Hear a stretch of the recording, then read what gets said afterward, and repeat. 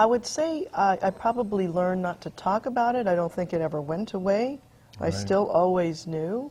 I think I grew up thinking everyone else could do that, so we just didn't really talk about it.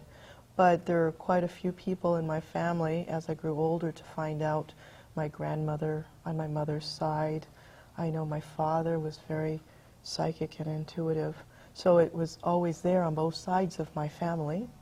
And then as I got into my teens, there were things that I began to test out and talk about, like picking up the telephone and knowing when somebody who hadn't called me for maybe 6, 7 months, I could just say, "Hi, so-and-so." And they go, "Wow, how did you do that?" And the best I So could... it's just a question of unknowing. Yes, yes. Yeah, I right. think if you really listen to the external cues and you listen to your higher self, that would be the terminology they use today, or your intuition, which is what I prefer, you will always know. You will always know the truth if you're open to it.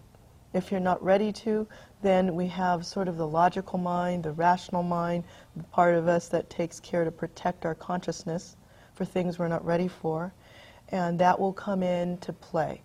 But if you just go with the truth, the unconscious or the subconscious mind that's always there talking to you, that little voice inside of you, you will always know the answer. And it's not just me, it's not just you, it's everyone. But we learn things that create barriers in our mind, so we become afraid of what we know. Why do you think that is? It is an interesting thing that humans do that. I mean, I've talked about that at the Open, how we start, you know, like we have that experience of the love, of the truth, of the oneness, and somehow we separate it out. I mean, why do you think that works that way? Is it just the nature of the experiment here?